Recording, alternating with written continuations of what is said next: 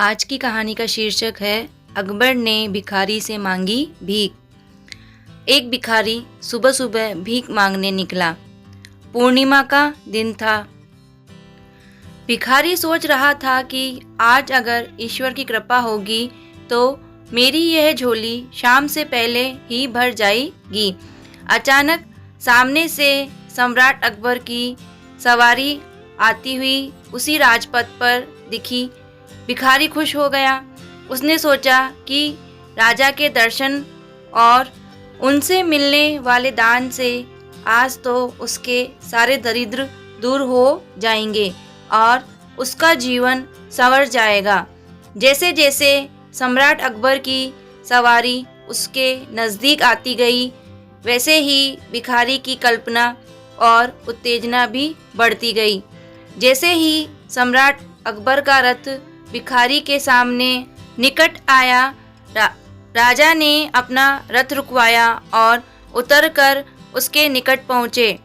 भिखारी की तो मानो सांसें ही रुकने लग गई, लेकिन सम्राट अकबर ने उसे कुछ देने के बदले उल्टा अपनी बहुमूल्य चादर उसके सामने फैला दी और उससे भीख की याचना करने लग गए। राजा ने भिखारी से कहा कि आप मुझे भीख में थोड़ा सा अनाज दे दीजिए। मेरे गुरु ने कहा है कि आप मुझे किसी भिखारी से भीख लेनी है।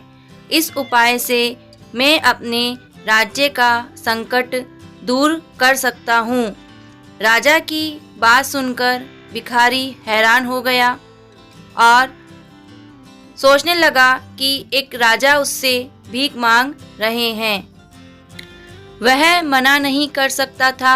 उसने अपनी झोली में हाथ डाला, मुट्ठी में अनाज लिया और सोचने लगा कि इतना अनाज अगर मैंने सम्राट अकबर को दे दूंगा तो मैं क्या करूंगा।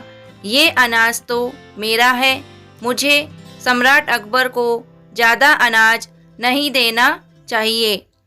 उसने मुट्ठी में से कुछ अनाज झोली में ही छोड़ दिया और थोड़ा सा सम्राट अकबर की झोली में डाल दिया। सम्राट अकबर ने भिखारी से अनाज लेकर अपने मंत्री को दे दिया।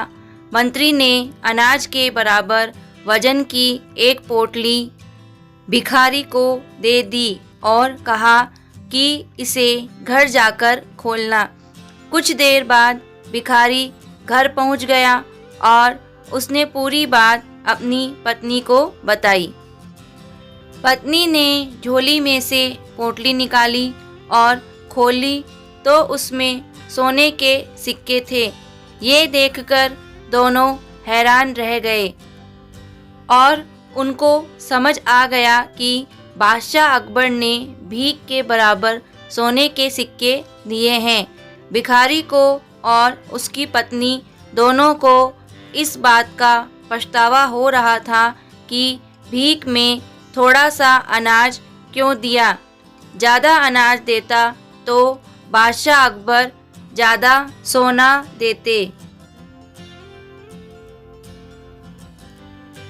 इस कहानी से ये सीख मिलती है कि दान करते समय कंजूसी नहीं करनी चाहिए और अपने सामर्थ्य के अनुसार दान करते रहने से हमारे पुण्य में वृद्धि होती है, धर्म लाभ मिलता है।